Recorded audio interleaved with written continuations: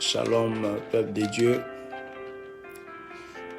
Nous sommes dans la joie ce matin de nous retrouver une fois de plus dans la présence de Dieu.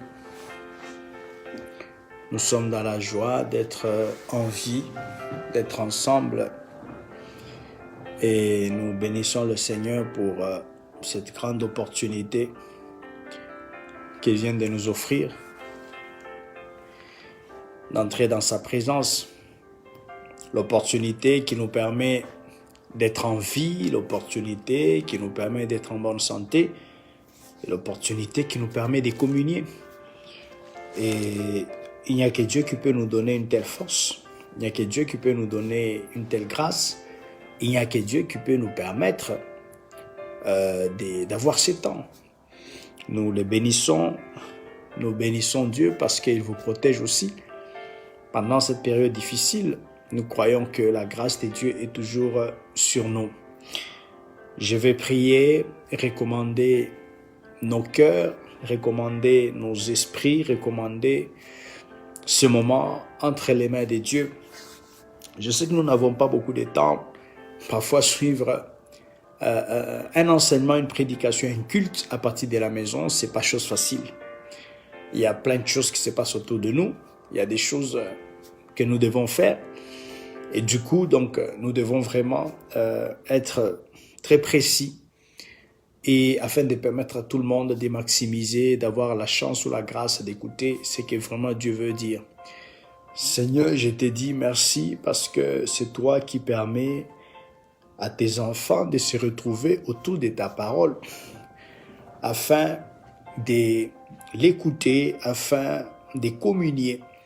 J'aimerais, Seigneur Dieu de gloire, que tu fasses de moi un canal qui va communiquer la vie à tes enfants, un canal qui va communiquer ta pensée, un canal qui va les aider à comprendre ce que tu veux, ce que tu attends d'eux. J'aimerais que tu me sanctifies. J'aimerais que tu sanctifies mon frère, que tu sanctifies ma sœur, pourvu que réellement ce temps soit un temps bénéfique. Au nom de Jésus de Nazareth, nous nous abandonnons à toi et nous disons Amen. Alors, je vous salue une fois de plus. Je salue Mamie Margot qui est connectée. Je salue ma sœur Mwindinga qui est aussi connectée. Je salue tout le monde qui sont connectés à nous. Et je crois que aujourd'hui, nous serons encore une fois de plus une bénédiction pour quelqu'un. Alors, aujourd'hui, sans plus tarder, je vais vous parler d'un thème intitulé « Jésus, le meilleur chemin ». Nous sommes venus sur la terre et la terre, c'est un voyage. La terre, c'est un voyage de tout le monde. Il y a des animaux qui voyagent. Il y a les humains qui voyagent. Tout le monde voyage quelque part. Tout le monde va quelque part. Et pour voyager, on a besoin d'emprunter un chemin. Le succès de la vie de l'homme dépend du chemin que l'homme a pris. Le succès de la vie de l'homme dépend du conseil qu'on lui a donné par rapport au chemin qu'il doit prendre. Et il y a des gens qui connaissent la voie des fétiches parce que c'est ce qu'on leur a appris. Il y a des gens qui connaissent la voie de l'église parce que c'est ce qu'on les a appris. Il y a des gens qui connaissent la voie de l'école parce que c'est ce qu'on les a appris aussi. Il y a aussi des gens qui connaissent la voie du travail parce que c'est ce qu'on les a appris. C'est-à-dire, bref, dans la vie que nous menons, le monde dans lequel nous vivons, nous sommes tous appelés à faire un choix par rapport à un chemin. Et un chemin qui doit t'amener quelque part. Ne t'étonne pas quand tu vois quelqu'un avoir un tel comportement par rapport à un besoin de sa vie. Le comportement que nous avons souvent révèle le chemin qu'on nous a appris ou le chemin que nous avions décidé de prendre. Il y a des gens qu'on appelle des voleurs. Pourquoi ils sont voleurs? Parce qu'ils ont appris que pour avoir l'argent, pour avoir la stabilité, il faut prendre ce qui est à autrui. C'est une voie. Et il y a des gens qui sont dans la prostitution. Quand vous posez la question à ces femmes, mais vous êtes belles, mais qu'est-ce qui vous pousse à vous lancer dans une telle vie? Elles ont une réponse très simple, c'est que c'est tout ce qu'elles connaissent, c'est tout ce qu'on les a appris, c'est tout ce qu'elles ont décidé de faire pour accéder à la stabilité ou être à l'abri du besoin de la vie. C'est-à-dire que chaque être humain, chaque être vivant sur la terre est exposé à un chemin qu'il doit prendre pour quitter un point A à un point B. Nous voyons des gens aujourd'hui, quand nous suivons la télé, vous allez voir des gens, des jeunes Africains emprunter le chemin de la Méditerranée pour aller en Europe. Et qui leur a appris ça? Pourquoi ils veulent aller utiliser une telle voie qui tue les gens, qui n'est pas trop rassurant? C'est parce que tout simplement, on les a dit, si vous voulez arriver en Europe, il faut passer par la mer. Et nous pouvons nous étonner, mais c'est l'unique voie qu'on leur a appris. Ils sont prêts à vendre les maisons, ils sont prêts à faire des économies, ils sont prêts à quitter leur pays, quitter leurs femmes, leurs enfants, leur famille, juste pour utiliser cette voie, parce que c'est l'unique voie qu'ils connaissent. Et une autre personne dirait que moi, je ne pourrais jamais utiliser une telle voie, parce qu'elle est dangereuse. Et voilà, la vie, le monde tourne tout autour de la voie que nous empruntons pour aller quelque part. Aujourd'hui, nous sommes en train de parler de Jésus, le meilleur chemin. Le mot chemin, c'est défini par une voie assez étroite et non revêtue souvent à la campagne. Le chemin, la définition du mot chemin, est une voie assez étroite et non revêtue, en d'autres termes, qui n'est pas goudronnée. Et souvent, on trouve le chemin, pas en ville, mais à la campagne. Et raison pour laquelle beaucoup n'aiment pas prendre le chemin qui est Christ, mais préfèrent la route. Parce que la route, elle est bien goudronnée, la route, elle est en bon état, la route, elle vous fait arriver avant le temps, la route, elle vous permet de gagner le temps. Et c'est facile de décider de prendre une route que de prendre ou d'emprunter un chemin. Parce que le chemin, déjà, ça montre qu'on ne trouve que ça à la campagne. La campagne, en d'autres termes, c'est au village.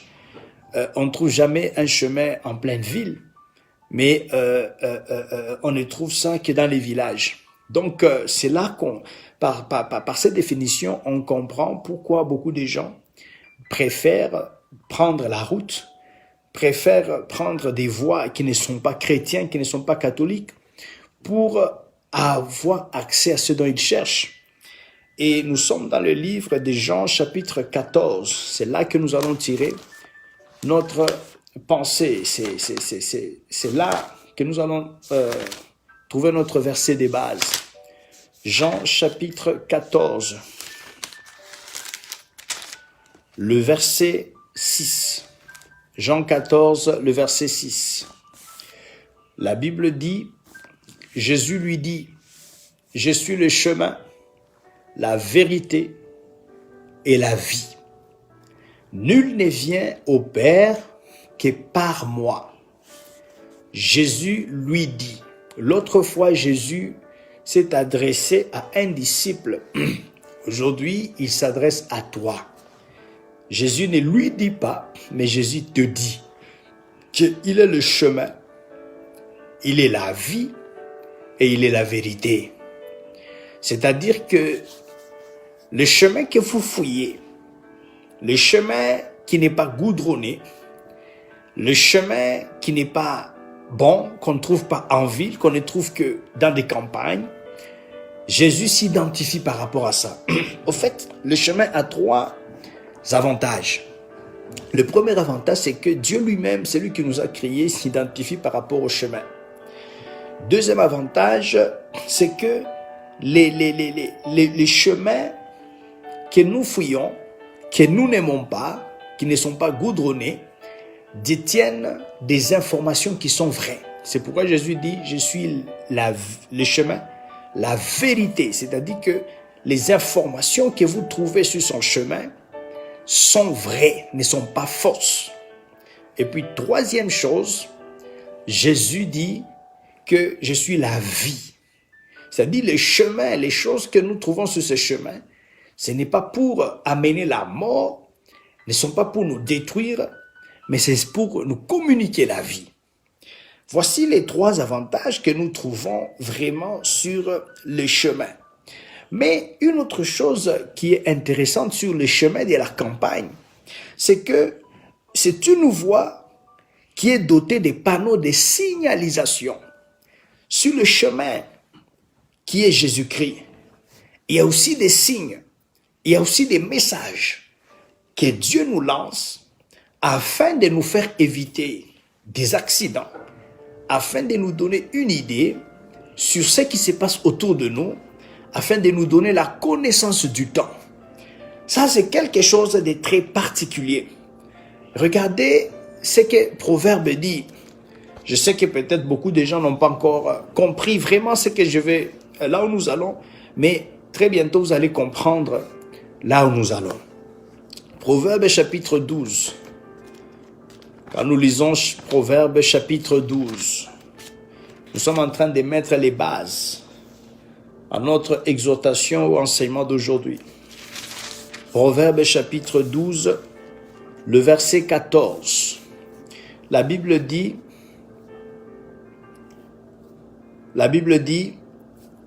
je suis en train de chercher rapidement, Proverbe 12,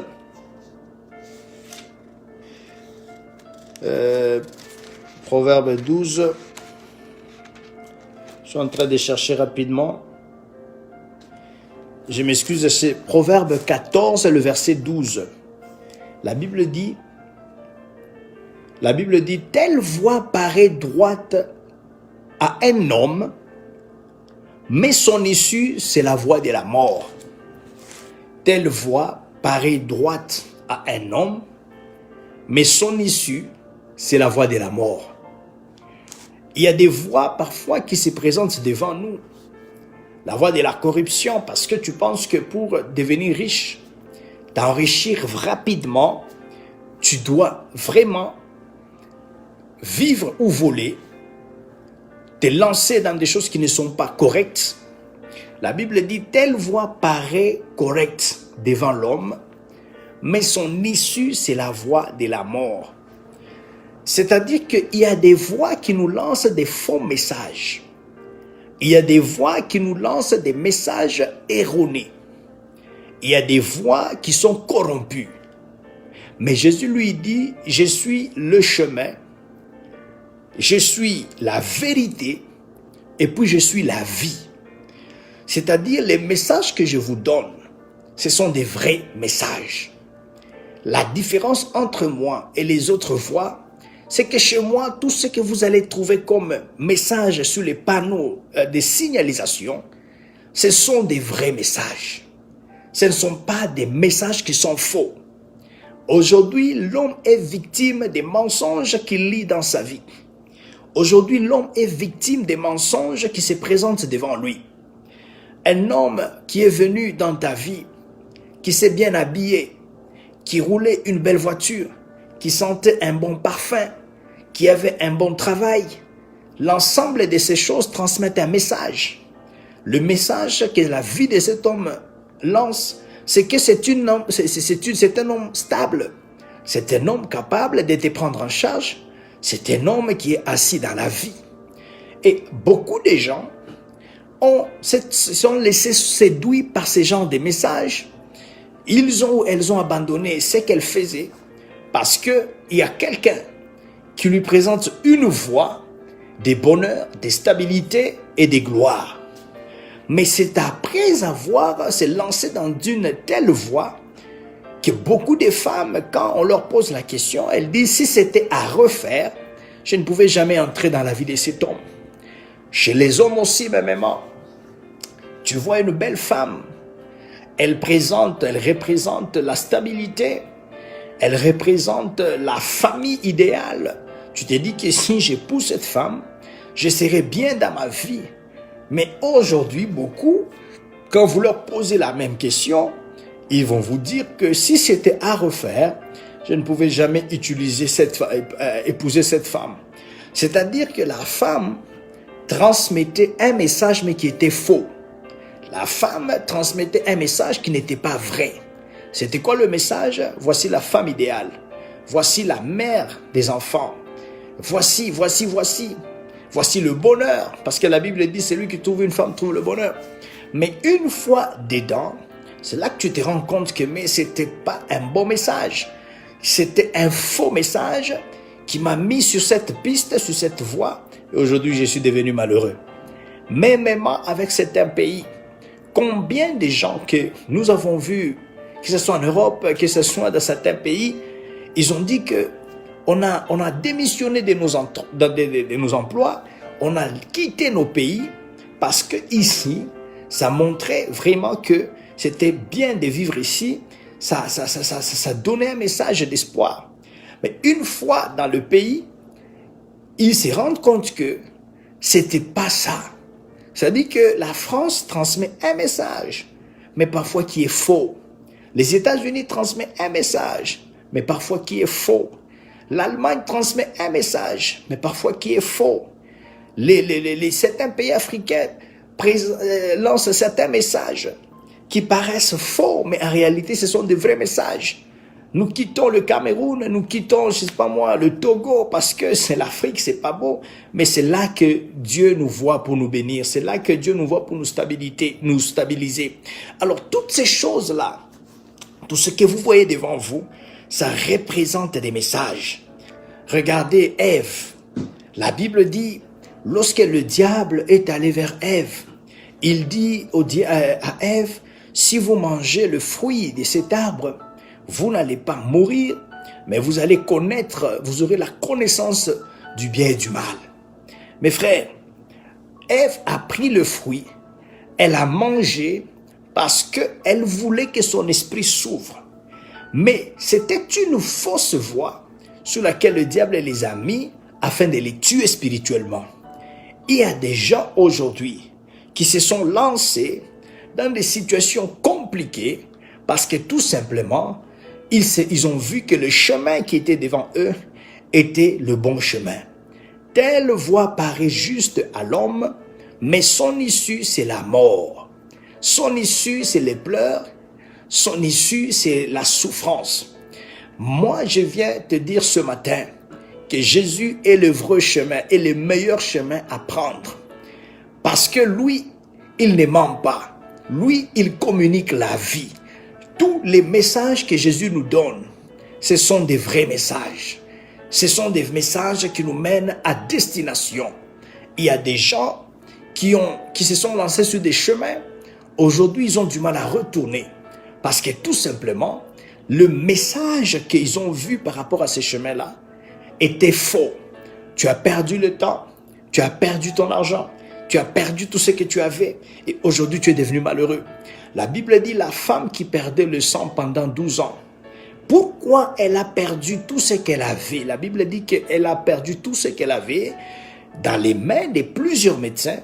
C'est parce qu'on lui a dit pour ton mal, il faut aller chez tel médecin, c'est lui le spécialiste de la ville. C'était une voie. Elle prend son argent, elle se lance dans la voie. Elle se rend compte qu'elle n'a rien eu comme guérison. On lui dit non, il faut quitter là-bas, va maintenant au Maroc. C'est au Maroc où on trouve des spécialistes pour ton cas. Elle prend l'avion, elle fait le budget, elle va payer l'hôtel, elle va payer tout son séjour et se retrouve au Maroc. Elle se rend compte c'est vrai, elle a vu des médecins marocains, mais après, le mal est toujours là. La pauvre femme prend encore l'avion. On lui dit, puisque peut-être que c'est en Afrique, il faut aller en Europe. Là-bas, il y a des spécialistes. Et va surtout en Suisse. Elle va en Suisse. Là-bas encore, elle dépense l'argent. Elle dépense tout ce qu'elle a. Et après, elle se rend compte qu'elle n'a plus rien. Mais elle est malade toujours. Pourquoi elle n'avait plus rien? Pourquoi elle était toujours malade? C'est parce que ce sont des voies qu'on a présentées, comme toi et moi. Combien de voies on nous a montré? On nous dit que la voie ici, si tu l'empruntes, ça va t'amener au succès, ça va t'amener à la stabilité, ça va t'amener au bonheur. Nous nous sommes lancés sur ces voies, mais c'est au milieu qu'on s'est rendu compte que c'était des fausses pistes. On a perdu le temps, on a perdu notre énergie, on a perdu tout ce qu'on avait, même l'espoir. On a tout perdu parce que tout simplement nous nous sommes lancés sur des mauvaises voies. Voilà comment l'homme souffre aujourd'hui. Voilà comment l'homme est devenu malheureux. L'homme est devenu bizarre, il est devenu malheureux. C'est parce que tout simplement, il y a plusieurs voies devant lui. Il ne connaît pas quelle est la bonne voie. La Bible dit, je suis le chemin, je suis la vérité, je suis la vie. C'est-à-dire que si tu te lances sur mon chemin, je ne vais pas te mentir et tu ne vas pas mourir. Parce que sur le même chemin, il y a la vie. Voilà, regardez un peu comment l'homme se lance sur des pistes. Après, ces pistes-là deviennent des problèmes, commencent à apporter des problèmes. Parce que tout simplement, c'est ce qu'il pensait. Il croyait qu'il était sur la bonne voie. Il pensait qu'il était sur la bonne piste. Mais en réalité, il s'est retrouvé dans des situations compliquées. Combien n'ont pas quitté leur pays? Combien n'ont pas quitté le mariage? Combien n'ont pas abandonné les études? Combien n'ont pas abandonné leurs emplois? Parce que tout simplement, on lui a dit, si tu prends cet argent, tu mets ça dans telle affaire, tu auras x5, x7, x10. Ce sont des voies. Aujourd'hui, ils sont pauvres. Mais la Bible dit, je suis le chemin, je suis la vérité, et puis je suis la vie. Alors nous allons voir deux choses qui nous motivent à prendre le chemin de Jésus, ou bien à prendre différents chemins. La première chose, c'est l'amour. L'amour, l'affection, ou bien le mariage. Écoutez, regardez, nous allons voir dans le livre, je crois dans le livre de Marc. Nous allons voir dans le livre de Marc. Dans le livre de Marc. Nous allons voir dans le livre de Marc parce que quelque chose qui va beaucoup vous bénir. C'est un exemple. Nous sommes dans le livre, non je m'excuse, oui, dans le livre de Marc 6, le verset 17 à 19. Marc 6, le verset 17 à 19. La Bible dit, car Hérode lui-même avait fait arrêter Jean et l'avait fait lier en prison à cause d'Hérodias, femme de Philippe, son frère, parce qu'il l'avait épousée. Et que Jean lui disait, il n'était pas permis d'avoir la femme de ton frère. Hérodias était irrité contre Jean et voulait les faire mourir. Nous avons Hérode et nous avons Hérodias. Cette femme aimait son beau-frère parce que son beau-frère était roi. Et pour avoir accès à la richesse, pour avoir accès au pouvoir, la Bible est très claire. Cette femme a accepté de prendre le frère de son mari. C'était une voie qu'elle avait accepté, décidé d'emprunter dans l'objectif d'arriver au pouvoir. Tout le monde a besoin de l'amour. Tout le monde a besoin de la stabilité affective. Tout le monde a besoin du mariage. Même pour entrer dans le mariage, il y a différentes voies. Mais la voie que cette femme a choisie, c'était la voie de l'inceste. C'était la voie de la déception. C'était la voie de la trahison. Je suis en train de parler à une femme qui n'arrive pas à trouver un mari. Pour trouver un mari, tu n'es pas obligé de prendre le mari ou le prétendant de ton ami. Tu n'es pas obligé de prendre quelqu'un qui est déjà engagé. Parce que ce sont des voies qui vont tout le temps vous amener des problèmes. Ce sont des voies qui vont tout le temps vous amener des ennuis. Cette femme était dans le mariage, mais il y avait quelqu'un qui était là pour lui rappeler qu'il n'était pas permis d'utiliser une telle voix. Il y aura toujours la voix d'un Jean-Baptiste dans ton esprit. Tu ne peux pas être maîtresse de quelqu'un. Tu ne peux pas, pour avoir de l'argent, coucher avec des hommes qui ne sont pas tes maris. La voix de Jean-Baptiste, pendant qu'ils sont en train de parler, te mettra mal à l'aise si tu es dans une telle situation. La Bible dit que Jésus s'est adressé à la femme samaritaine. Il dit à la femme, tu as eu 5 maris, même celui que tu as maintenant, il n'est pas ton mari. Une fois, quand on était à Libreville, j'avais prêché sur cette histoire en disant, Dieu connaît ce qui t'appartient et ce qui ne t'appartient pas. Même si tu l'appelles le père de mes enfants, mais ce n'est pas ton mari. Même si tu l'appelles la mère de mes enfants, ce n'est pas ta femme. Pourquoi tu t'es retrouvé là? Parce que c'est une voie que tu as décidé de prendre.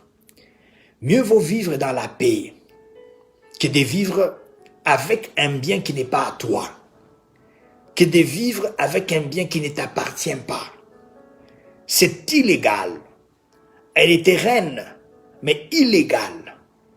Quand les gens la regardaient, elle était heureuse. Elle était femme du roi. Mais quand la loi de Dieu la regardait, c'était une femme qui avait utilisé des voies qui ne sont pas correctes pour accéder au pouvoir. Aujourd'hui, tu es dans une entreprise. Il y a des gens qui ont utilisé leur corps pour avoir une promotion. Il y a des gens qui ont utilisé leurs valeurs, qui les ont mis à côté pour entrer dans la boîte où ils sont, où elles sont.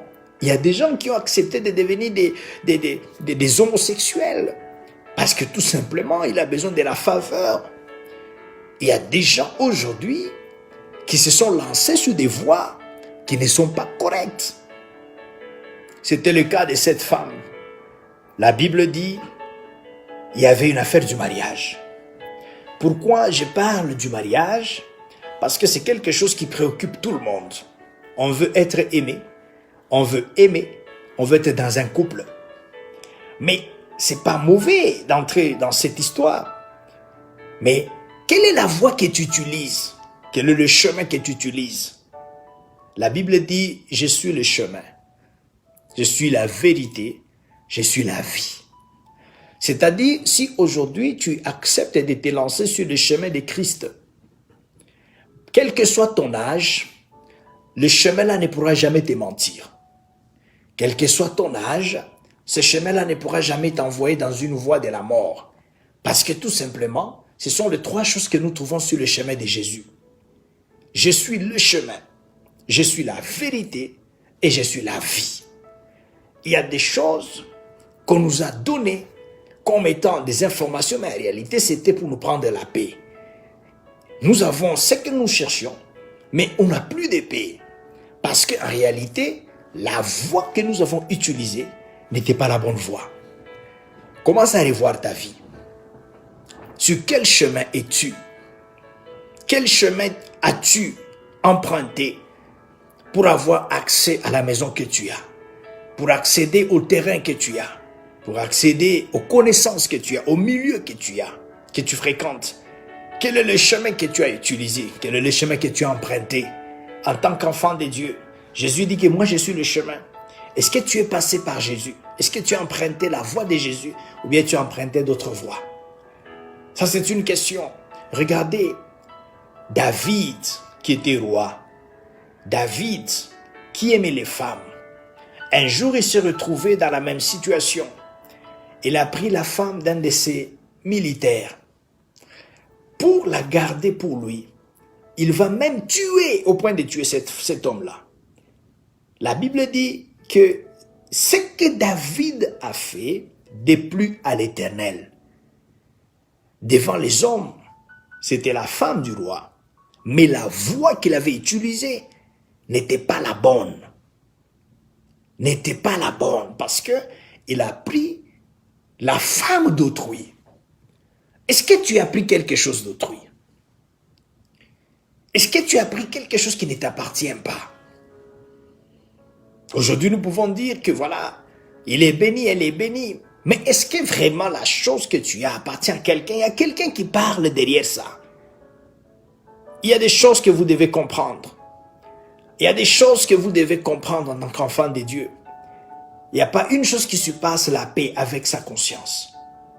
David n'avait pas la paix parce que c'était pas sa femme, parce que c'était la femme de quelqu'un. Et même quand vous lisez l'histoire de la famille de David, à chaque fois qu'on mentionnait le nom de cette femme, la Bible disait toujours que on donnait son nom et puis on dit femme d'Uri. C'est-à-dire que Dieu n'a pas changé son avis par rapport au statut de cette femme. C'était la femme de quelqu'un d'autre. Mais que David a utilisé d'autres voies pour la voir. Nous savons que tu as des ambitions, nous savons que vous voulez aller loin, nous tous on veut aller loin, mais la voie de Jésus, c'est la meilleure voie. La Bible dit que je suis le chemin, je suis la vie et la vérité. Ça, c'est la première des choses.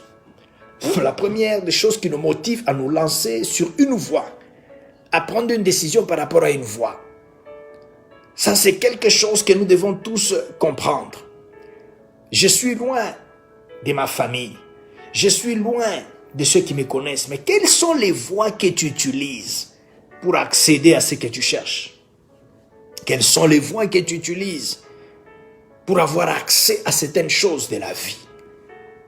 On peut te voir, on peut t'entendre par téléphone, on peut te visiter, mais on ne sait pas comment tu vis. Mais Dieu connaît les voies. La Bible dit, comme je l'ai dit, je viens de le lire ici, telle voie paraît juste ou correcte devant un individu, mais son issue, c'est la mort. Il y a des gens qui sont morts parce qu'ils se sont laissés tromper par certaines voies qui ne sont pas bonnes. La Bible dit, je suis le chemin, je suis la vérité et je suis la vie. Ça dit, si tu te retrouves sur le chemin qui est Jésus, il y a un panneau publicitaire, il y a un panneau indicateur qui te dit que si tu continues sur cette voie, tu finiras par devenir riche, tu finiras par arriver à la richesse, tu finiras par arriver, je ne sais pas moi, à Paris. Quel que soit l'endroit où tu as pris cette voie, effectivement tu finiras par arriver à Paris. C'est parce que c'est une voie qui ne ment jamais, elle dit la vérité. Donc, il y a des choses que nous devons comprendre sur les chemins que nous prenons. Il n'y a qu'un seul meilleur chemin, une seule meilleure voie, c'est Jésus-Christ de Nazareth. Tous ceux qui ont emprunté ce chemin, ils ne se sont pas trompés. Tous ceux qui ont emprunté ce chemin, ils sont arrivés à destination. Tous ceux qui ont emprunté ce chemin, ils ne sont pas tombés dans des accidents. Aujourd'hui, il y a des accidents dans nos vies à cause des voies que nous prenons. À cause de la voie que tu as prise, il y a des accidents qui commencent à arriver. Regardez, l'accident, par définition, c'est quelque chose qui n'était pas prévu. C'est quelque chose qui arrive par surprise.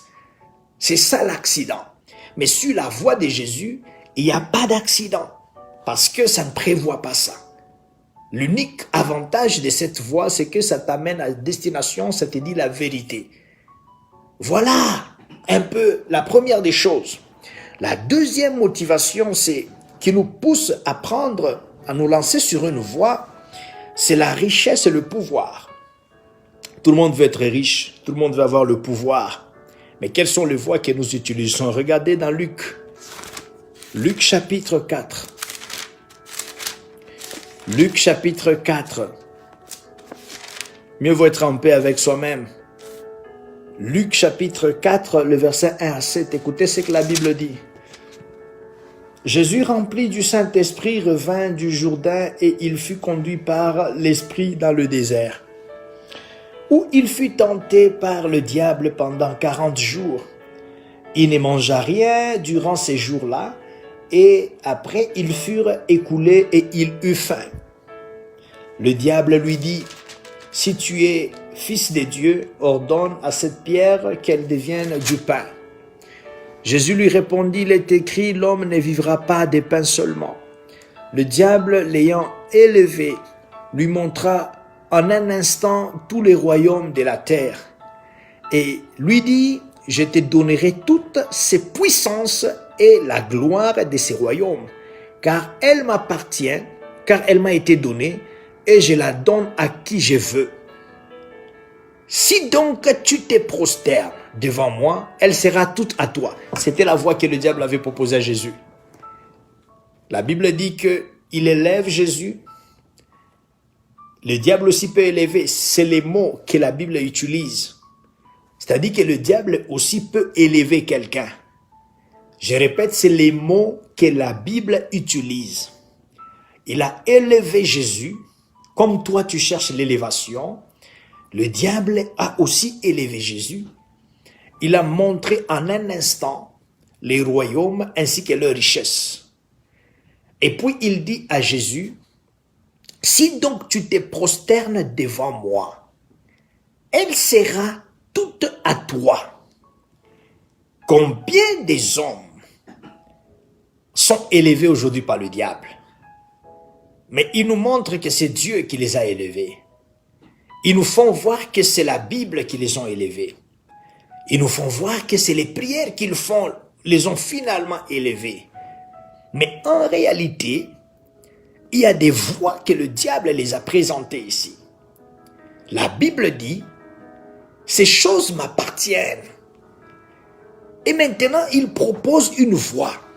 Il dit, si donc tu te prosternes devant moi, c'est-à-dire que pour avoir accès à la richesse, pour avoir accès à la puissance, pour avoir accès à la gloire, on peut aussi choisir la voie d'adorer le diable. On peut aussi choisir la voie de se prosterner devant le diable. Et quand tu te prosternes, il te donne les royaumes, il te donne leur richesse, il te donne aussi leur gloire. Aujourd'hui, nous voyons des hommes qui ont des gloires, qui ont des fortes richesses. Nous voyons des hommes qui sont fort stables. Parfois, il nous arrive de les envier. Mais est-ce que tu connais la voie que ces gens-là ont empruntée pour avoir accès à ces choses-là? La Bible dit, je suis le chemin, je suis la vérité et je suis la vie. Ce sont les trois choses que Jésus présente. Ce sont les trois choses que Jésus nous donne. Souvenez-vous de Shadrach, Meshach, Abednego. Ils sont passés aussi par cette tentation. La Bible dit que nous allons bâtir une statue. Nous allons jouer aux instruments. Mais toute personne qui entendra les sons de la trompette, la musique et tous les instruments, doivent se prosterner devant la statue parce que c'était la loi. Ces gens travaillaient, c'était des étrangers. Ils ont dit, nous n'allons pas nous prosterner devant cette statue parce que nous avons un Dieu. Toi, tu as un Dieu.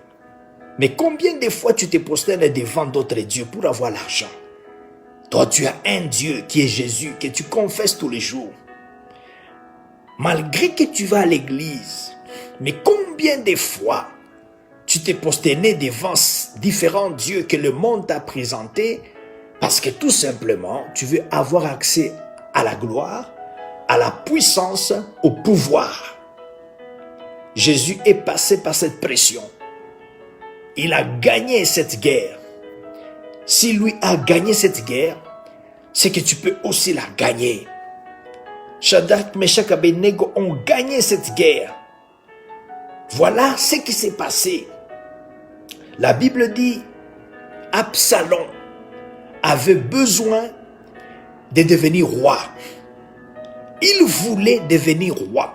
C'était déjà signé, c'était déterminé. C'était vraiment quelque chose qui était signé. C'était scellé. Absalom voulait devenir roi à la place de son père. Mais quelle voie a-t-il utilisée? Absalom a commencé à séduire le peuple. Il a commencé à utiliser la position qu'il avait. Je l'ai dit, je crois, c'était le lundi passé ou bien le dimanche passé. Absalom commençait à parler au peuple, il était gentil. La façon dont le peuple le voyait, un fils, un prince, un fils du roi, compatir avec nous.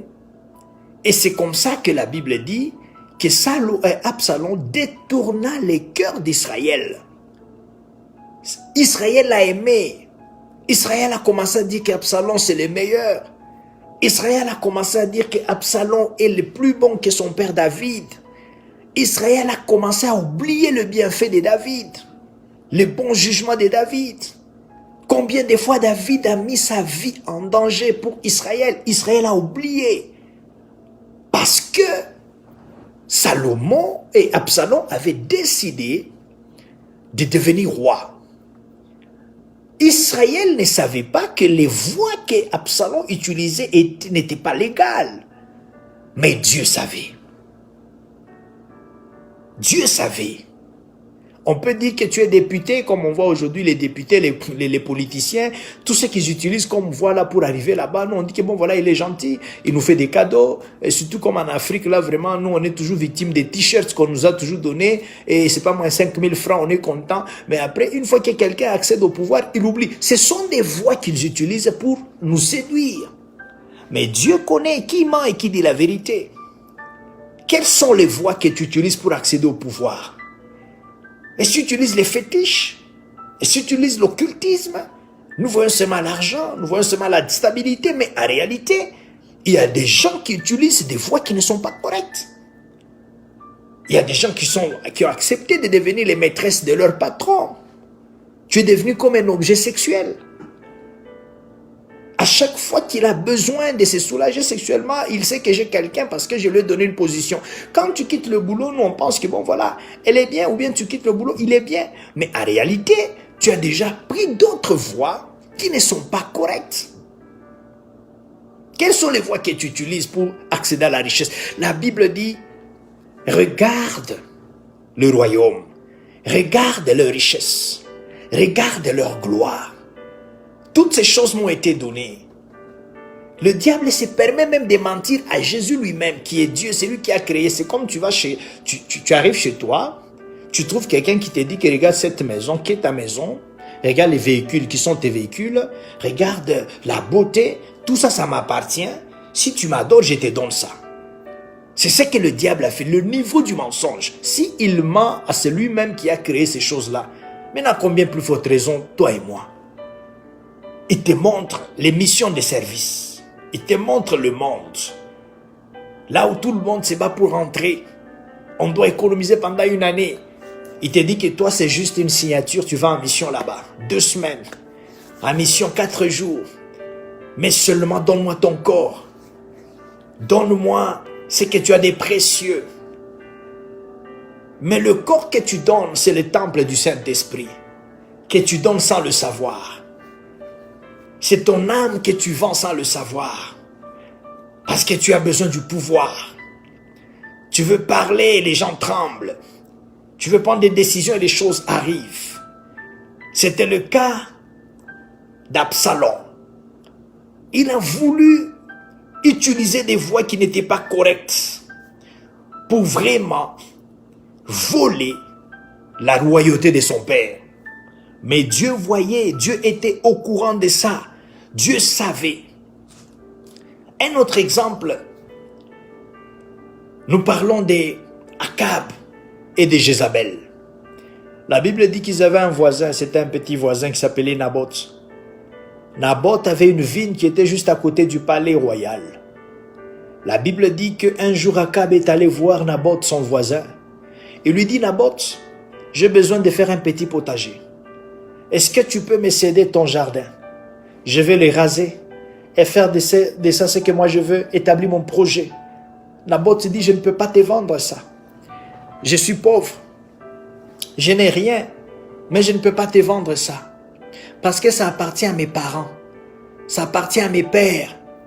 Quand je vois ça, c'est le repère de ma famille que je fais survivre, que je garde, que je conserve.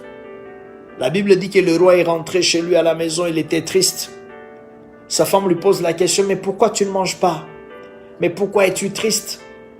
Il dit, j'ai parlé avec Naboth. J'avais besoin qu'il me cède sa vigne parce que j'ai un projet à développer sur cette terre. Mais il m'a dit qu'il ne peut pas parce que ça appartient à sa famille de génération en génération. Jézabel lui dit, est-ce que c'est toi le roi ou bien c'est Naboth le roi?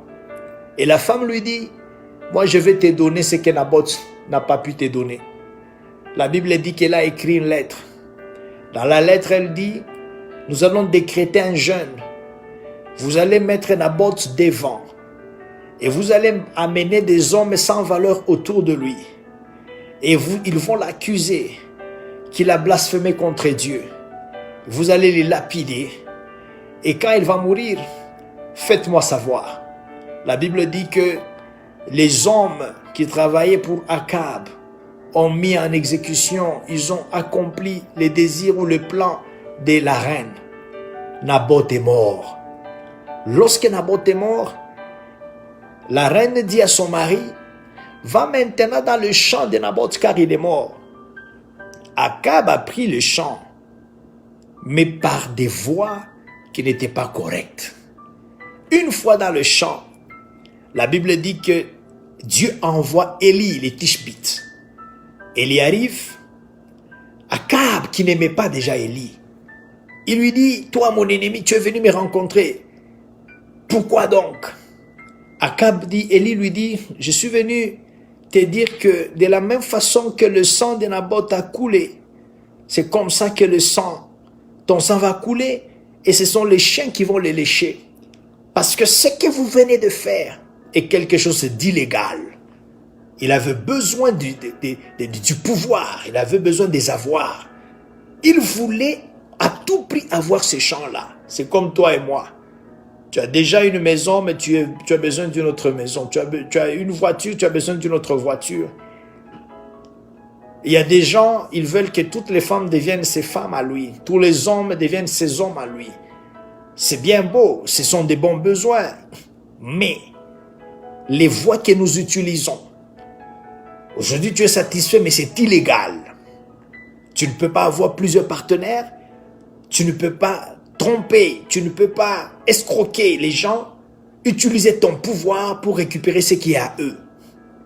C'est ce qui a fait que Zachée n'avait pas de paix. La Bible dit quand Jésus est entré dans la maison de Zachée, il a dit à Jésus, je vais distribuer la moitié de ma richesse aux pauvres. Pourquoi il a dit ça? C'est parce qu'il savait qu'il volait. Il savait que la richesse qu'il avait n'était pas légale. Il utilisait de son pouvoir, de sa position pour voler. Mes frères, tu dois savoir que Dieu tel qu'il est assis, il connaît ce qui t'appartient et ce qui ne t'appartient pas. Dieu connaît les voies que nous utilisons pour avoir accès à ce que nous cherchons. Les frères de Joseph l'ont vendu un jour. Ils avaient besoin d'argent, c'est vrai, ils les détestaient aussi, mais ils l'ont vendu. Mais ils ont oublié, Joseph n'a pas oublié. C'est que tu fais des mauvais, il y a quelqu'un qui ne va jamais l'oublier, c'est Dieu. Au moment opportun, il va te rappeler que ce que tu avais fait là n'était pas bon. Regardez comment, à cause de la richesse, les gens sont prêts à se prosterner devant le diable. Il dit à Jésus, les royaumes, leur pouvoir, leur gloire m'appartiennent.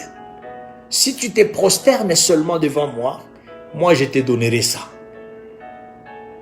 C'était une voie que le diable a proposée à Jésus. Mais Jésus connaissait la conséquence ou les conséquences d'emprunter de telles voies. Il connaissait. C'est pourquoi il avait refusé. Mes frères, mes sœurs, j'aimerais interpeller tout le monde par rapport aux voies que nous utilisons pour avoir accès à tout ce dont nous avons besoin. Mieux vaut être en paix avec sa conscience que d'être en guerre avec sa conscience. C'est ce qui a tué Judas. La Bible dit que Judas aimait l'argent. La Bible dit que Judas c'était un voleur. Il est allé vendre Jésus. Judas avait, après toutes ces choses, envie de se repentir parce qu'il n'était plus en paix avec sa conscience. Qu'est-ce qui s'est passé? Il est reparti chez les souverains sacrificateurs. Il dit, je viens vous rembourser, vous remettre votre argent parce que je vous ai vendu un innocent. Il avait besoin d'argent, mais la voie qu'il avait utilisée n'était pas correcte. Il y a des gens qui trahissent ceux qui les ont aidés. Aujourd'hui, tu as trahi celui qui t'a aidé à devenir ce que tu es, parce que tu as voulu plus. Ils ont dit, on ne peut plus reprendre cet argent. Tu as déjà vendu, tu nous as vendu la personne, c'est fini. La Bible dit que Judas a pris son argent, il est allé dans un jardin, il s'est pendu. Il y a des gens qui sont déjà morts, qui se sont tués eux-mêmes parce que la conscience ne fait que les mettre mal à l'aise. La voie, il voulait avoir de l'argent, il a eu l'argent, mais quelle est la voie qu'il a utilisée? Quelle est la voie que tu as utilisée pour avoir ce que tu as? J'aimerais dire à certaines personnes qui me suivent ici, vous avez toujours cherché de l'argent, vous n'avez pas d'argent, vous passez par des mois difficiles, pas de mariage, vous m'écoutez. Vous êtes meilleurs, vous êtes plus que ceux qui ont utilisé des voies qui ne sont pas bonnes pour avoir accès à toutes les choses qu'ils ont. Ma prière est que tout le monde comprenne ces principes. Jésus est le chemin, il est la vérité et il est la vie. Il y a des signes qui montrent que le chemin s'arrête quelque part quand on est sur un chemin. C'est-à-dire que la voie que tu prends, elle ne peut pas aller loin. Il ne faut pas entrer là-bas, il ne faut pas continuer. Il y a aussi d'autres signes qui montrent qu'il faut réduire la vitesse pendant qu'on est sur le chemin. C'est quoi réduire la vitesse? Peut-être le tempérament. Tu es tout le temps en colère.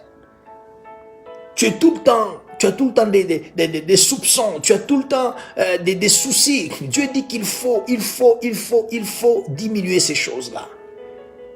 Tout le temps tu mens, tout le temps tu es dans des problèmes. Dieu dit qu'il faut diminuer. Il faut réduire la vitesse. Parce que si tu continues comme ça, tu vas faire un accident. La voie sur laquelle vous êtes, qui est Jésus, c'est une voie sur laquelle il n'existe pas d'accident.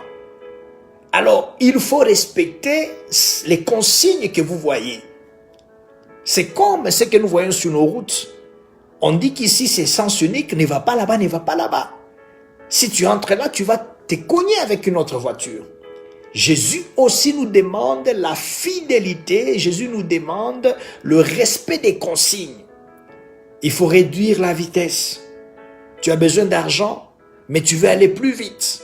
Tu risques de te cogner. Il faut réduire, sois patient. Le temps de Dieu, c'est le meilleur moment. Il faut réduire la vitesse par rapport à tes réactions. Ce sont des messages que la voix nous donne. Ce sont des messages que la voix nous lance pendant que nous sommes sur cette voie-là. Il y a aussi des signes qui nous montrent qu'il y a des travaux qui se font quelque part. C'est par rapport aux gens que nous rencontrons. Il y a des gens qui sont en phase de reconstruction, que Dieu est en train de reconstruire à cause du mauvais passé qu'ils ont connu. Ils ont vécu avec des marâtres, ils ont vécu avec des beaux-pères ou bien des belles-mères, ils ont vécu avec des hommes abusifs, ils ont vécu dans des situations compliquées. Sur cette voie, Dieu est en train de les reconstruire, Dieu est en train de leur redonner de l'espoir. Alors quand tu vois des gens comme ça, il faut aussi considérer leurs faiblesses et bien aussi les soutenir. Toutes ces choses-là, ce sont des choses que nous trouvons sur la voie qui est Jésus-Christ. Nous sommes appelés à les respecter. Nous sommes appelés à respecter les consignes. Et pour connaître les consignes, il faut lire la parole de Dieu. C'est la parole qui va te dire qu'il faut pardonner ceux qui t'ont fait du mal. Ce sont des consignes que nous voyons sur cette voie. C'est la parole de Dieu qui te dit il faut aimer tes ennemis. Ce sont des consignes que nous trouvons sur cette voie. C'est la parole de Dieu qui dit que l'or et l'argent m'appartiennent. Ce sont des consignes que nous trouvons sur cette voie. C'est cette parole qui nous dit prier sans cesse. Ce sont des consignes que nous trouvons. C'est-à-dire quand tu es sur cette voie-là, il faut pardonner, il faut prier sans cesse, il faut aimer tes ennemis. Et c'est cette parole qui nous dit il faut espérer. Quelle que soit la famille d'où nous venons, nous devons espérer. Ne perds pas espoir. Cette voix te dit ne perds pas espoir. Ne regarde pas ton âge. J'ai 50 ans, j'ai 52 ans, j'ai 48 ans, j'ai 45 ans. Il n'y a pas d'enfant, pas de mari. La voix nous donne un consigne, un message sur ces panneaux. Ici, il faut toujours espérer. Ne perds pas ta foi. Ne perds pas ta foi. Quelles que soient les difficultés que nous avons aujourd'hui, mais nous sommes sur la voie, nous sommes sur la route, le chemin qu'on appelle Jésus. Sur ce chemin, il y a des messages, il y a des consignes. Parmi ces consignes, il y a aussi des messages que Dieu nous donne, que nous devons respecter tous les jours. Aimez vos ennemis. Donnez aux pauvres. Faites du bien à ceux qui vous persécutent. Cette sorte de démons ne sortent que par des jeûnes et les prières. Donc il faut jeûner, il faut prier pendant que tu es sur cette voie-là. Il faut consulter Dieu pour l'écouter pendant que tu es sur cette voie-là. Ce qui te détruit, toi et moi, c'est parce que on n'a aucun respect des consignes. On n'observe pas les consignes de Dieu. Tu dois être où? Est-ce que tu dois être en France ou bien tu dois être au Gabon? Est-ce que tu dois être aux États-Unis ou bien tu dois être au Congo? Il y a des gens que Dieu attend depuis longtemps. Les consignes qu'on t'a données, c'est que ce n'est plus le temps pour toi de rester dans cette partie du pays ou bien du monde où tu vis. Mais il y a beaucoup de gens qui ne suivent pas les consignes. Tu dois mettre ça dans ta tête. Est-ce que tu respectes les consignes que Dieu te donne? C'est ce que nous voyons. Je me rappelle, quand j'étais en Afrique du Sud, ce sont des belles routes qui te disent au moins où tu vas. Ça te dit où tu vas. Ça te dit que la route que tu prends va t'amener à Pretoria. La route que tu prends va t'amener à Cape Town. Ça va t'amener à Durban. Ça va t'amener je ne sais pas moi où. Et pendant que tu es sur l'autoroute, tu roules, tu vois qu'il y a encore beaucoup de routes. Tu n'es pas obligé à prendre toutes les routes. Tu dois suivre les consignes. Reste sur la 3e bande. Reste sur la 2e bande. Reste sur la 4e bande. Parce que c'est cette bande qui va t'amener à destination. Et si tu ne respectes pas, ça va t'amener dans une autre destination. Tu ne vas pas mourir, mais tu vas perdre le temps, tu vas perdre le carburant. La voie qui devait t'écouter moins cher va t'écouter plus cher.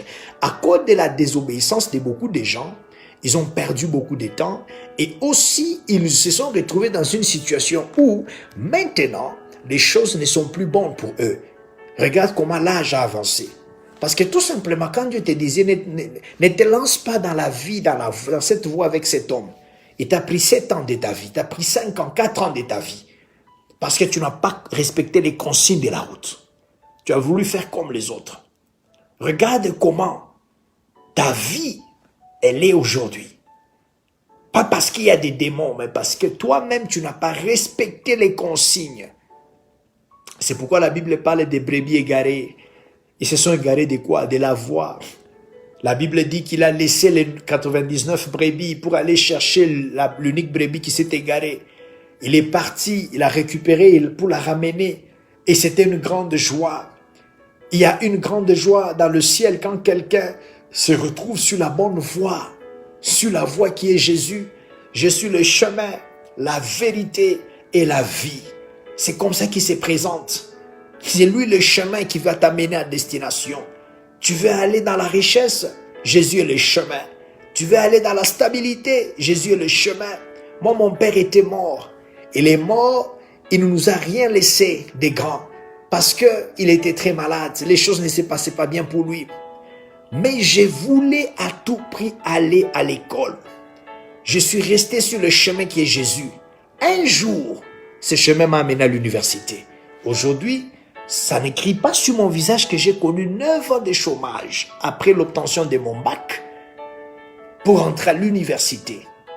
Mais le chemin m'a mis sur la bonne piste. Aujourd'hui, je peux dire que j'ai aussi fait l'université. C'est sur ce même chemin Jésus que j'ai rencontré la femme de ma vie. Il m'a dit, vous allez connaître des temps difficiles. C'était sur le panneau que je vois. Et ce qui est intéressant avec ces chemins-là, tout le monde voit son message. Ce que moi je vois, ce n'est pas ce que toi tu vois. Ce que toi tu vois, ce n'est pas ce que moi je vois. Tout le monde a un message particulier. Dieu nous dit, moi et ma femme, que vous allez connaître la stérilité, mais cette stérilité ne viendra pas de moi, n'est pas venue de moi. C'est-à-dire que le message qu'on avait, c'est qu'on a un problème, mais qui va se résoudre parce que ça ne vient pas des dieux. Aujourd'hui, Dieu nous a bénis avec un beau bébé parce que on a compris qu'il fallait être sur ce chemin-là. Le chemin Jésus. J'ai des amis, peut-être qui me suivent même ici, combien de fois quand on était jeune, mon père n'avait pas les moyens. C'est là que Dieu venait pour me dire que toi, tu feras les États-Unis, toi, tu feras tel pays, toi, tu feras... Mais mon père n'avait rien. Si mon père n'a rien, ça dit que dans moi-même là, j'étais mort. Mais aujourd'hui, en restant sur ce chemin, je me suis rendu compte que tout ce qu'il m'avait dit, je les ai vus. Voilà le chemin que vous devez prendre. Voilà le chemin que nous devons prendre. Voilà le chemin sur lequel nous devons rester. Je suis le chemin, la vérité et la vie. Tu t'es lancé sur beaucoup de chemins. Aujourd'hui, tu as perdu le temps. Tu as perdu ton honneur. Tu as perdu confiance en toi-même. Parce que tout simplement, tu t'es lancé sur des voies qui n'étaient pas correctes. Mais j'ai une bonne nouvelle pour toi. C'est que Dieu est prêt à abandonner tous ceux qui sont sur son chemin pour te chercher toi qui t'es égaré. Parce que la Bible dit qu'il a abandonné 99 brebis pour aller chercher une brebis égarée. S'il y a quelqu'un au milieu de nous qui s'est égaré, c'est que Dieu a déjà lancé l'opération de te ramener sur le droit chemin. Parce que tu as perdu beaucoup de temps. Tu as rencontré des fausses personnes. Des personnes qui t'ont menti, qui t'ont détruit, qui t'ont enfoncé. Mais la grâce de Dieu est là aujourd'hui afin de nous ramener sur le droit chemin. Voilà les quelques pensées, les quelques idées que Dieu m'a inspirées, que j'ai voulu partager avec vous. Jésus-Christ est le meilleur chemin. Il y a beaucoup de chemins devant nous, mais Jésus-Christ est le meilleur chemin. La polygamie, c'est un chemin. Être deuxième femme, c'est un chemin. Être maîtresse de quelqu'un, c'est un chemin. Être escroc, c'est un chemin. Mais Jésus est le chemin par excellence, qui paraît difficile, qui paraît dur, mais c'est le meilleur. Aujourd'hui, nous voyons des pays se battre pour se déclarer les meilleurs pays. On va voir le Canada qui parle là-bas, on va voir les États-Unis qui parlent là-bas, on va voir les Européens qui parlent là-bas. Mais quel est le meilleur pays au monde? C'est parce que l'homme se bat. L'homme veut être le meilleur. Et parmi les chemins, c'est Jésus qui est le meilleur chemin. Il a dit à Pierre, laisse le filet et je ferai de toi un pêcheur d'hommes. Pierre est un homme ordinaire qui n'a pas fait l'école. Mais parce qu'il a accepté de se lancer sur le chemin qui est Jésus, Pierre est mort tout en laissant un grand nom. David qui était petit, on le oint comme roi. David n'est pas mort berger, il est mort roi. Parce que le chemin sur lequel Dieu l'a mis, c'est pas un chemin qui ment. C'est pas un chemin qui ment comme toi et moi, on nous a menti par quelqu'un. Si tu me suis, je vais faire ça aujourd'hui, tu n'es même plus sa femme. Tout ce que tu as gardé, c'est des mauvais souvenirs, comment il t'a humilié, tu te sens humilié toi-même par rapport à ce qu'il t'a fait que tu connais. Par rapport à ce qu'elle t'a fait que tu connais.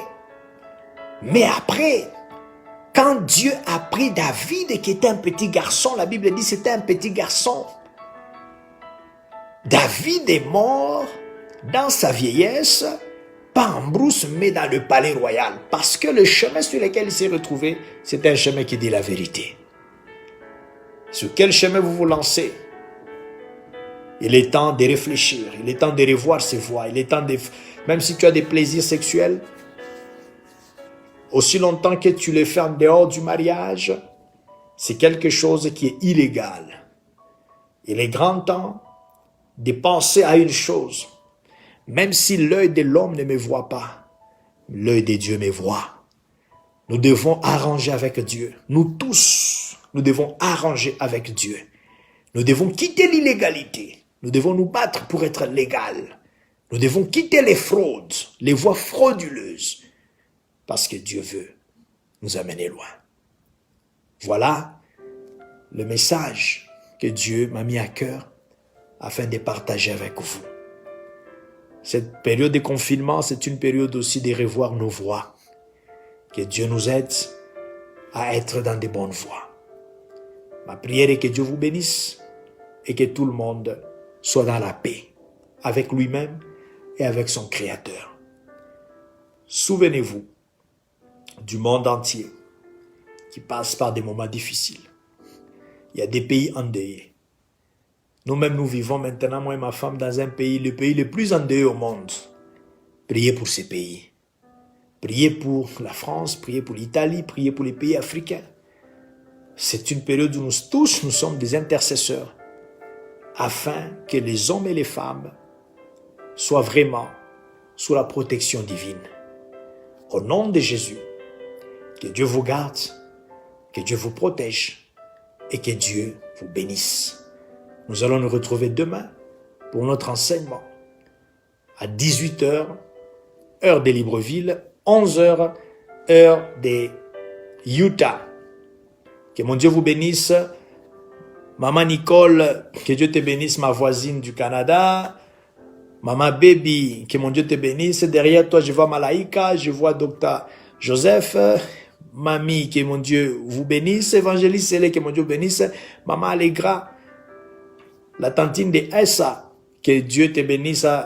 Aleko, mon ami qui est à Cape Town, que mon Dieu te bénisse. Je crois que tout le monde a été béni et nous allons nous retrouver demain. Que mon Dieu vous bénisse et je vous aime.